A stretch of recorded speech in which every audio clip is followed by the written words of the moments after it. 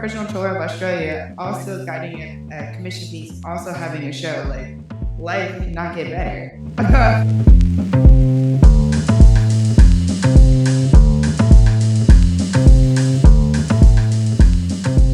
Thank you so much for joining us today. I'm so happy to introduce and welcome our first guest, eco-conscious artist Kiarra from Afrocentric Keyy. And I just want to say hi, Kiarra. Thanks so much for joining us. Thank you, and hello. It is an extreme pleasure, and I'm excited to have this lovely conversation about what I do and just talk art. Definitely. Always fun talking about art. And I'm happy to have you, like I said. Would you mind giving us a brief introduction just to get started? Yes, no problem. So, like you mentioned, my name is Kiarra, also known as Afrocentric Keyy. I am originally born and raised in Southern California, but I moved about 9 years now to Brooklyn, New York. So I'm pretty much a New Yorker.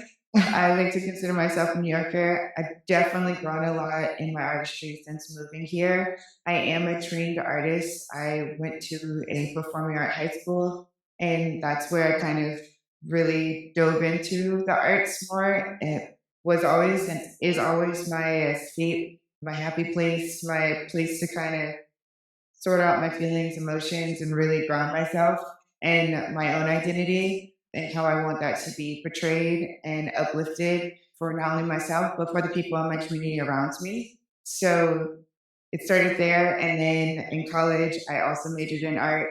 And that's really where I started to find myself. And the funny story is that I actually used to hate oil paint and painting on canvas until my probably last 4 or 5 months of college. I had an amazing professor that really just sat me down and just was real and just said, "Who said you have to follow these rules?" And I was just like, "Well, you did, and society did, and everyone that I've ever taken an art class with." And they were just like, "Okay, stand corrected, but this is your time to really figure out who you want to be as an artist." And that's where I kind of pulled back the sheet somewhat with pigment for me, because I love the crispness and the shine and the gloss and how it really is everlasting compared to any other art form and material. But I didn't like to do all of the steps that are required with oil paint. So I found my own way and my own kind of background in doing it. And then I got the experience of painting on wood from that same professor. And I just instantly fell in love. And it just felt like home to me. And so that's what started my whole eco consciousness of repurposing recycled wood and really going back into the organics of what art is and like using the natural materials that we have and turning the trash into treasure and really repurposing it on like what is beauty, what is beautiful, what can art be, and opening that conversation as well. So taking a traditional form and repurposing it into another form and putting images that look like us on it. Because why not? Right, definitely. And I wanted to create stories that we can relate to in all forms. You can just be yourself. And that ultimately is what I want to produce and what I want to bring when I produce my artwork, is that safe space. Right, that's good. But, So I'm going to just backtrack a little. And with the oil, was it just the steps or was there something else initially that kind of just didn't sit right with you? there's a lot of things. So yes, there were the steps, but it was also, so oil paint is a very toxic thing. So in thinking about that, I love what the end results are, but not necessarily the toxicity of it. So if I'm going to use it, I want to use every ounce and piece of it and like not waste any, because it is a very wasteful paint. Usually when you use oil paint, you're using globs and globs and globs of it. And then half of that you end up throwing away because it dries out eventually. And you have to mix each color. And if you mix it and don't use it, the repetitiveness of doing that over and over and a color can be ever so slight. If you add too much yellow or too much this, it changes everything. So really, it was how can I look at that and change it and make it easier for me to one, not be wasteful, and two, still create that same end result with it all still staying on my own brand. Right. So that's where I was able to tie in my art skills and classes from using watercolor and other materials and like using those techniques and adding that into my oil paint technique to create my own that works for me. And like when you see my artwork in person and look up close, you actually still are able to see each and every little speck of the wood and like the design and history of that over or underneath the actual oil paint itself. It's kind of cool because seeing the wood through it, really brings the wood into the piece as well.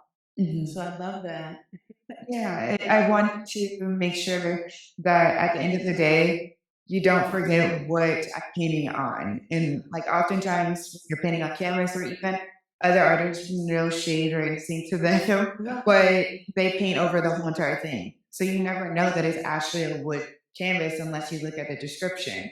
And for me, I want to make sure that the wood is never forgotten because it is the home source. That's great. That's good. I like that. So I want to go back now to early and just find out what your first experience was with art. So my first experience would be when I was a little girl and I got my first 64 Crayola crayon set with a sharpener in the back. Right, right. I really thought I was doing something. I remember the day I unwrapped that and I was just like, oh my gosh. I feel like this is amazing. There's so many colors. All the colors, and then it had the sharpness, so like I didn't have to worry about if I broke it. Like there was endless amounts of joy.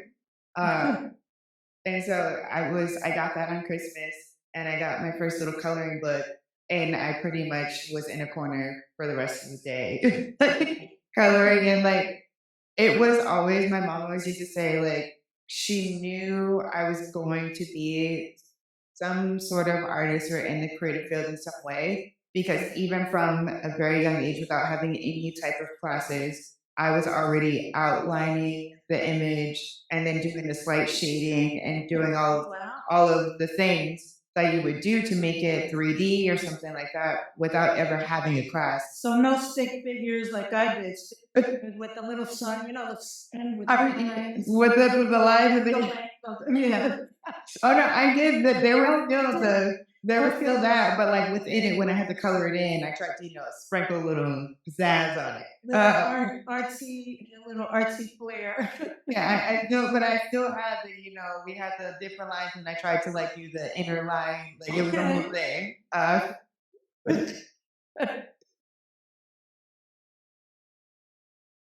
So I have a question.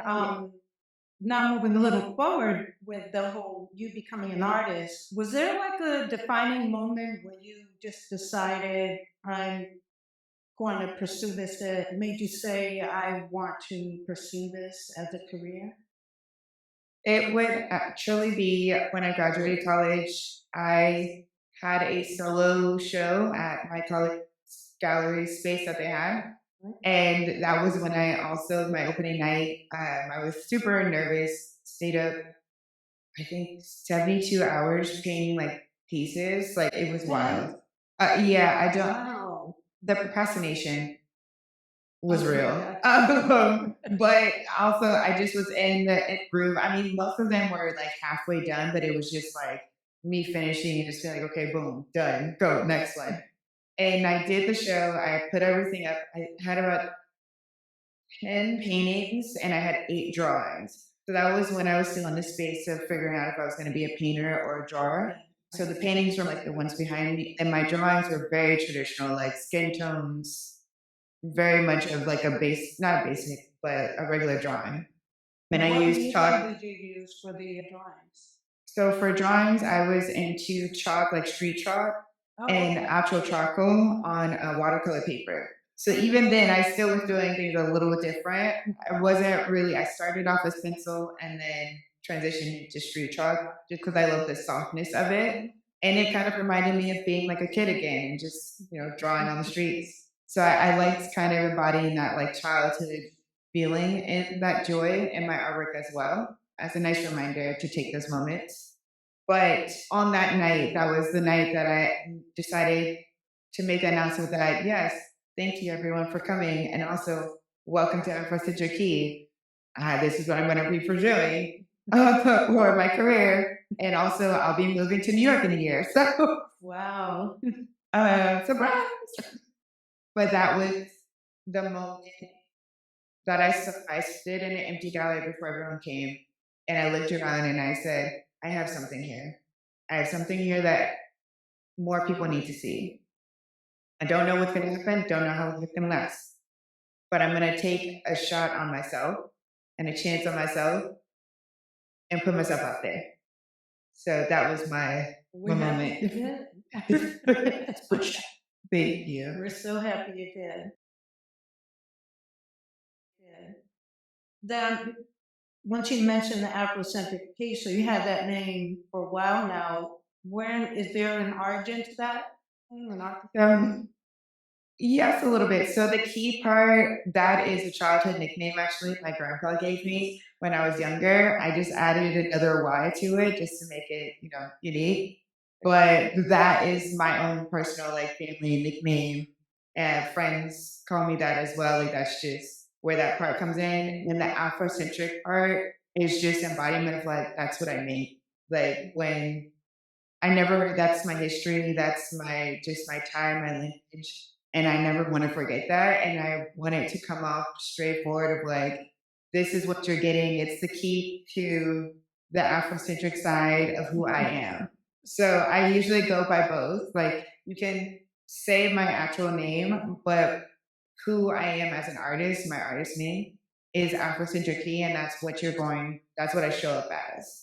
Right. And that's what I want to make sure that that message is never forgotten either. Right. That's good. That's a way to make sure also because it's your name. Exactly. Yeah. So they don't have to question. Mhm. And is it correct that your mission in visual arts is twofold to bring awareness to the ecological impact of material use and the social impact of representation? And if so, can you discuss that a little further? Yes, that definitely is my mission, and specifically because of my own personal journey with art and going to shows growing up, going to museums growing up. I always, as much as I enjoyed the artwork, I always felt that disconnection of like, this is nice, but I have I feel nothing. I don't see myself. I don't like, why am I looking at the same images of the same type of person that I have no type of history with in a positive way at all? And then the images that I do see that are reflected slightly of any type of connection that would relate to me, it's either hypersexualized or it's just like very tribal, but in a way that's like, okay, I've heard this story. We are more than that. We don't need to just see just that. Like, there are other ways, there are other images that we can put out there without having the same 10 images repeated over and over, or it's images of the same five celebrities.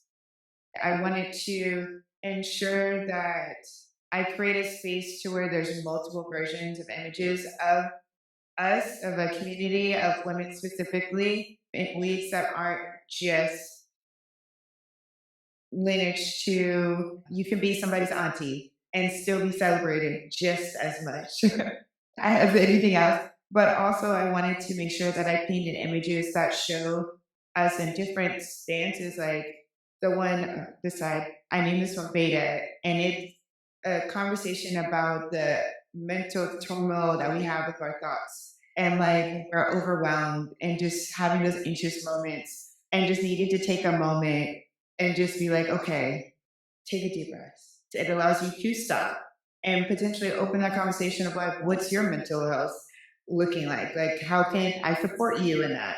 How can I not support you in that? Like, what do you need? And so having that type of conversation, but also referring it back to it being on a surface of wood. And so, and it being on a surface of something that gives us so much life, we use it to build, we use it to make money, we use it to make paper, we use it as such a big foundation.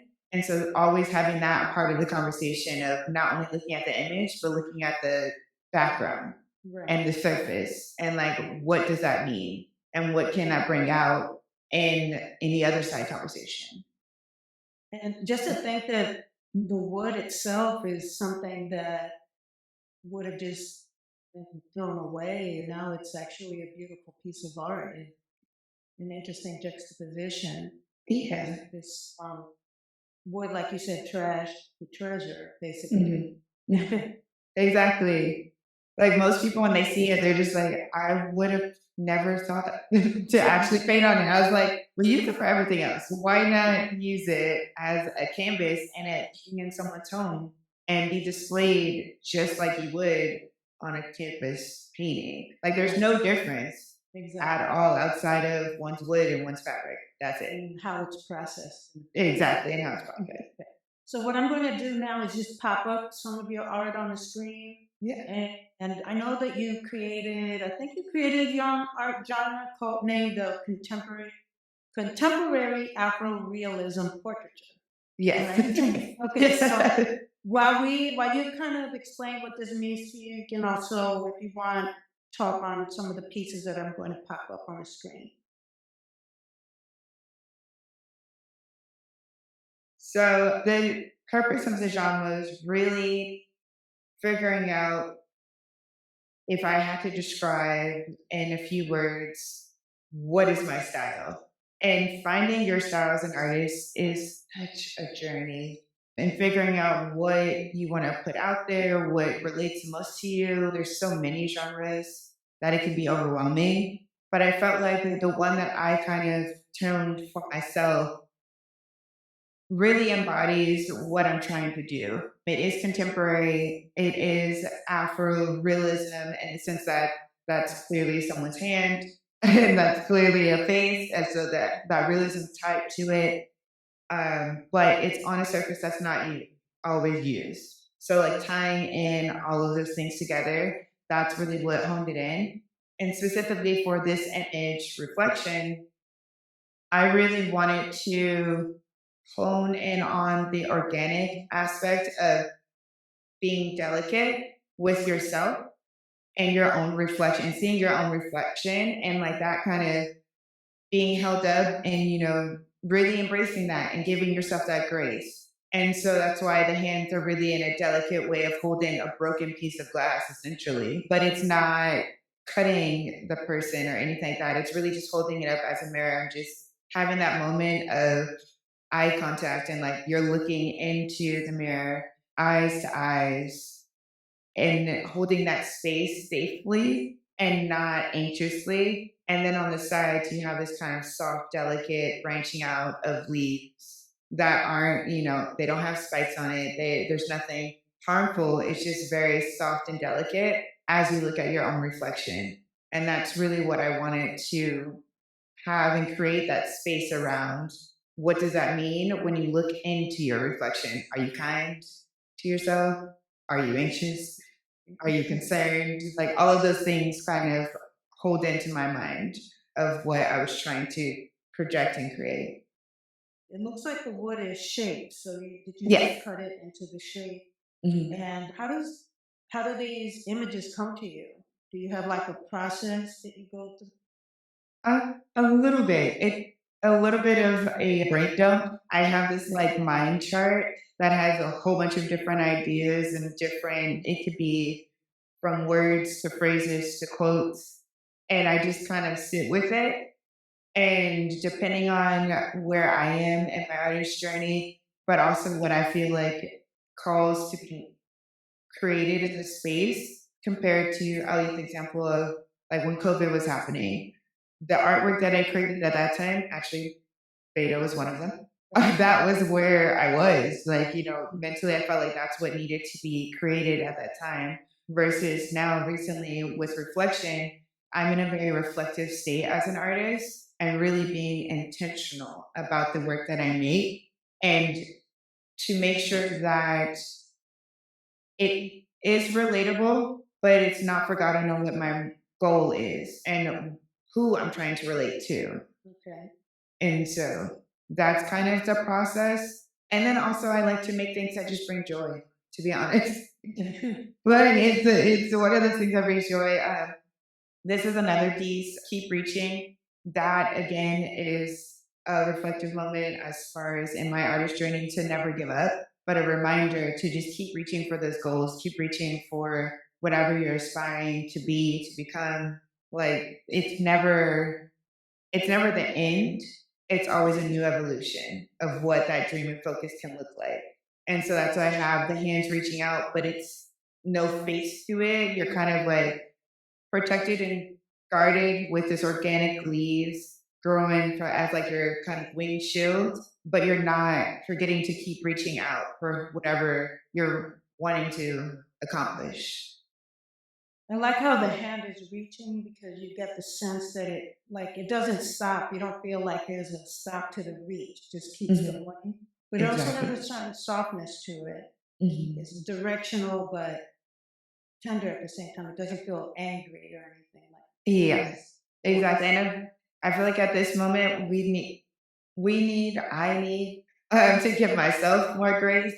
And so in the works that I'm creating, I want to be intentional in that way to where it's coming at you, but it's not coming directly. Like it's not coming for your throat. Right. It's going like it's going at an angle. Well, that comes across, Yeah. definitely. I'm glad you're glad. Proud that I caught that. Yeah. Okay, and this is vivid. Yeah, so this is Vivid, also Vivid behind this way. Mhm. Vivid, I actually reached out to the model that did this original photo shoot and just asking permission if I can use her image, and also reached out to the photographer as well. But the reason why I wanted to do this image was because I wanted to honor a space for those that have vitiligo and also women in general, just having that power stand, but also keeping that, sexy. Like, Right. we are powerful, we are graceful, but also we are attractive women. And so I wanted to have her in a stance that where she's working out almost like a superwoman power stance, but like you don't fully see that. And then you have the softness of the leaves kind of like flowing in the back to again tie in that organic, just richness of being soft and strong at the same time. And it can happen at the same time. It doesn't have to be one or the other. You can be a strong powerhouse and also be soft and kind. I like your messages, and I feel a very caring side toward Black women. The way you Yeah. discuss it, it comes through like you really care. I do. I do. I feel like we're all society and the world is already hard enough on us. I don't need to be another person. Like I want to remind us exactly. Like, I want to remind us that if no one else told you, I'm gonna tell you that it is okay to be proud. It's okay to be soft. It's okay to stand and be who you are, and it is fully acceptable in whichever form that is. Wonderful.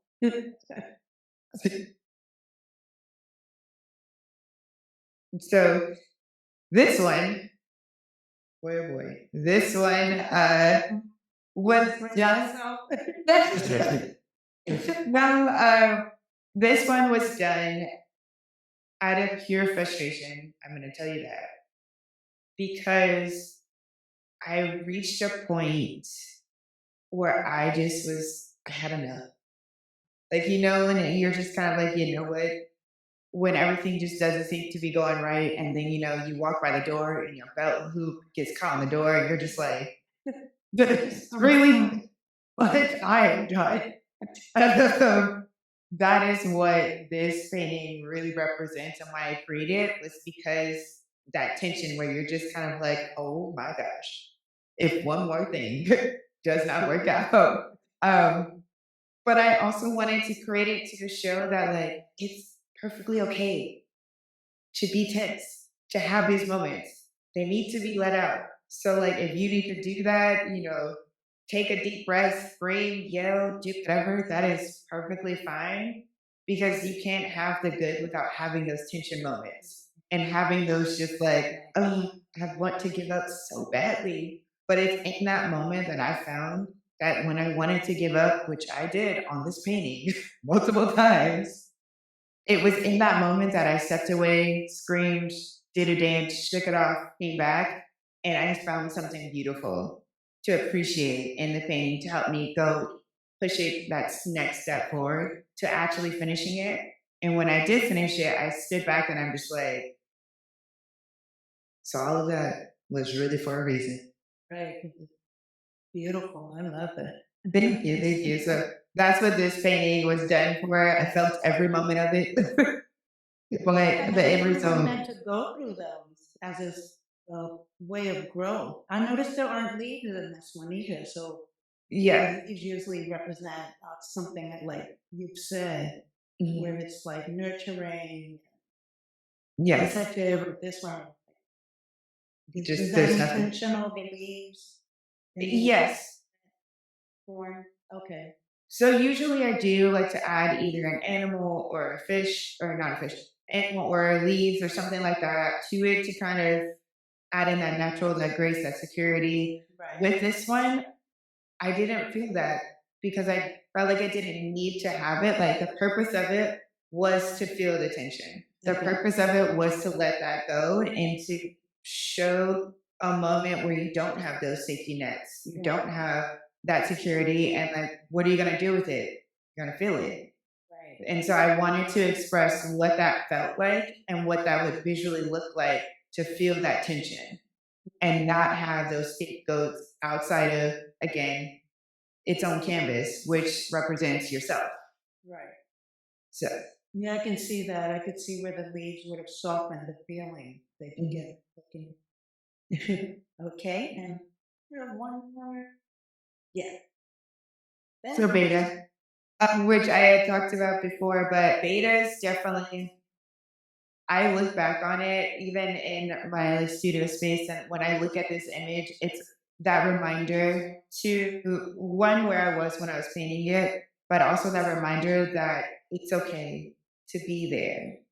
Like in those moments, you have the two fish swimming in a circle. It's a representation of the right and the left side of the brain, and that conflict due to the history of beta fish. They always have to be a solitude fish. You put two beta fish together, if they're not mating, they're fighting out to the death. So it's yeah, so it's kind of having those two. It's like the right and left side of the brain. Like you have the creative, you have the logic, always combating each other. And for me, even though I am a creative, I'm also a very logical person. So I'm constantly dealing with this battle of being creative and being logical and what that means for my career, what that means for me personally. So this piece, although personal, it also is kind of that flag signal of just being like, show up how you show up in that battle. It's going to be a forever battle. So don't let it consume you to the point to where you give up. You kind of, it's a learning lesson. I'd love this even more because I have that strong analytical side, but also creative. I know what you mean about that barrel. Yeah, I love it. Thank you. Thank you. So now we are going to talk about your time in Australia. My, A little about that. yes, my time in Australia. First of all, that was my first time ever going to Australia. I did two art shows there, one in Sydney and one in Brisbane. And one, I didn't realize how long the travel would be to get to Australia from New York. And you lose time. Yes, it was 13 hours, I believe, there behind. So I believe I saw 10 o'clock like 12 times. I every time because I had layovers, and I'm just like, what year are we at this point? It was a lot, but my time in Australia, it definitely was a eye-opening experience, not only for the first time having my first international show, but I also got to meet a singer that is in Australia, and I did a commission piece for her. So it's also my first international commission piece that I hand delivered to her, so it was just like a whole bunch of just like That's wonderful. a bunch of firsts, and I was just like, what? How did that even come about? So I got my artwork reposted on Instagram via Afropunk when they were doing their artist spotlight. And she commented on one of my pieces and then reached out to me in my DMs, just getting to know me, getting to know my artistry. And then I think about 6, 7 months later, I ended up getting into a group art show in Australia. And so I reached out to her, like, hey, I'm going to be there. Would love to meet you in person because we had big conversations. And then she was like, yeah, I would love that. Also, since you're going to be there, could I commission you for a piece? And I was just like, of course. Why? Why wouldn't I? And so I ended up doing that, and she ended up taking me. And at the time, my best friend came with me, so we met up with her, and she took me around Sydney and was like, "This is where I grew up." And we had a whole tour, and I was like, "This is an amazing firsthand experience." I've been also tour, a personal tour of Australia, also guiding a commission piece, also having a show. Like life cannot get better. So there's that. And then when it came time to me having the show, I was nervous, but I also was excited just because I realized that my artwork stood out a lot more than I thought it would. And two, the conversations that I had there were so organic and heartfelt. A lot of people had questions on like, I never knew you could paint on wood. So it was great to have those type of conversations. One of my highlight moments would be having a conversation with a 11-year-old little girl who started crying in front of my art piece. And instantly I was just like, oh no, what did I do? Because I don't know what happened. But I just look over and this little girl is crying, and I'm just like, where's your mom, dad, parent? Like, what's happening? And then later on, I had a conversation with her, and she told me that that was the first time that she actually saw herself reflected in artwork. And I was just like, Did you?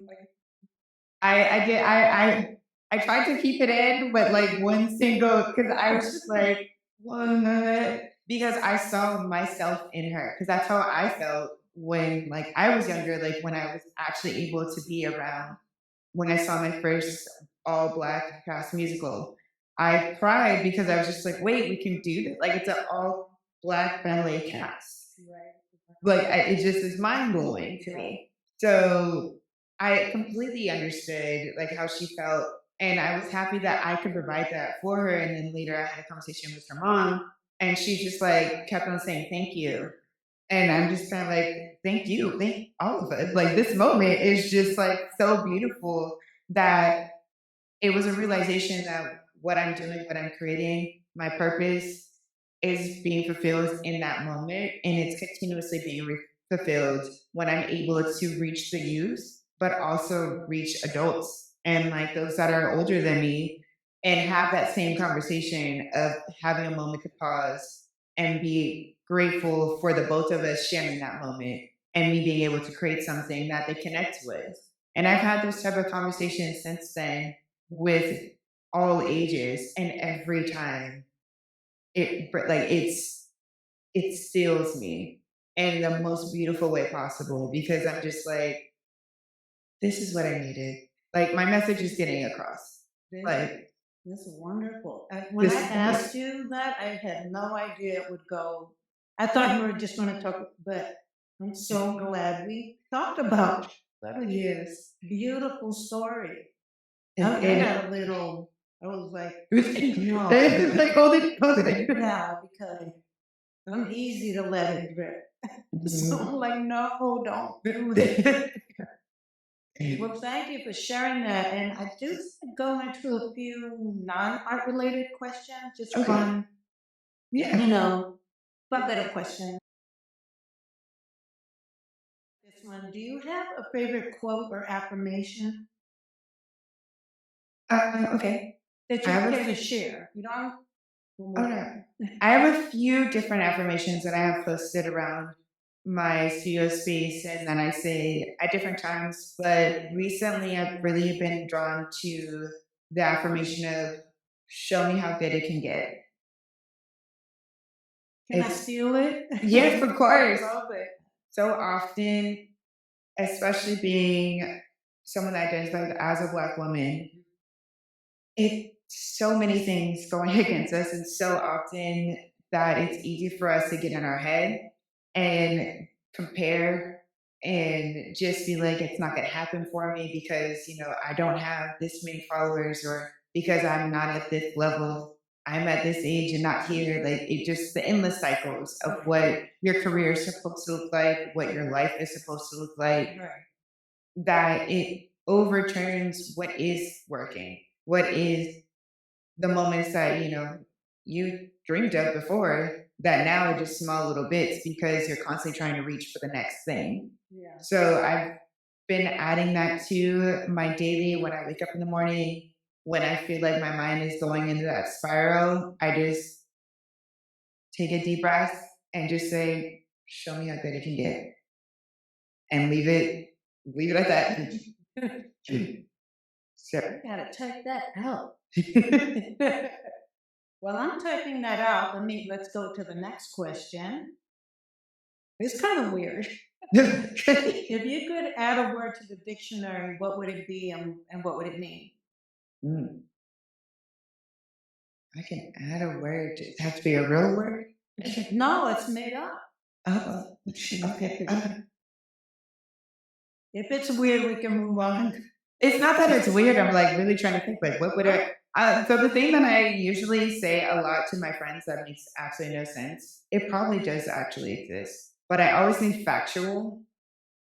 That's just when I agree with something, I always just say factual.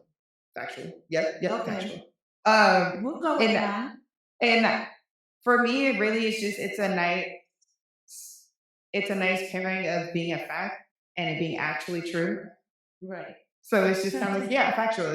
It's that extra, just like I 100% agree with that. It isn't like it's like the exclamation point. It Yeah, gives it that extra little. just that's a little like, Right. like there's no disagreement here. That is Right, probably exactly. truth. We're going totally something else. Would you rather have the power to read minds or become invisible? You know what? I feel like I would rather have the power to be invisible because if you're invisible, you won't have to read their minds. You could be in this space and hear what they really think. Fly on the wall, okay? You just feel like, oh yeah, I'm gonna leave, and then be like, so what you really said about me.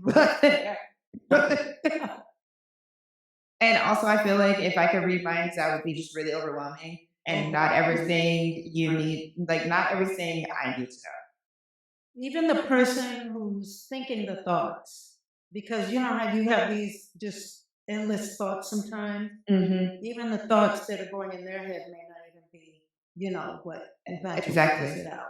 Exactly. Or that Too I much. feel I feel like I would judge people so much more, and it's like just because they thought it doesn't always mean that that's genuinely how they feel or that's their intention. It could just be a thought because I know sometimes, if I'm being honest, I have some thoughts and I'm just like, "Ooh, that was really mean." Like that was that's not kind. Like that's not what I know. And you clean it up and it's like gone. Exactly. It's either you clean up or it's actually kind of like, let me actually rethink on like where that thought is being rooted and if it actually is meant to be here or if it's an internal insecurity that has nothing to do with what I'm actually thinking. Right. So, Like the way you think. yeah. Okay, and one more goofy question. Not really goofy. I like this one. Would you rather spend a day at the beach or hiking? I would have to wait, that's hard. Or if neither one of these were, what would you rather spend the day doing? Relaxing activity, not You can't pick painting or going to a gallery. Okay. That would be cheating. I would like to. I love the beach. I love listening to the waves, and 100%. I love getting all the sand, or not sand, the sun shine and all that. But I also enjoy hiking because you can find all the nice little flowers and be in nature and hear all of the birds. So maybe my other would be a botanical garden Okay. because that way I can still get the hike, I can get the flowers, and usually botanical gardens have massive lakes.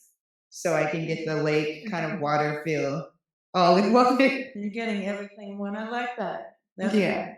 an awesome response. I'm like, You're a deep thinker. yeah. Getting that. Well, this has been fantastic. I know you're super busy out there. It's Art Gallery Street. So let us know what's coming up for you. So I have a solo show partnered with a cafe, a Black-owned cafe that will be a month-long show, which I'm excited about. I get to take over their wall.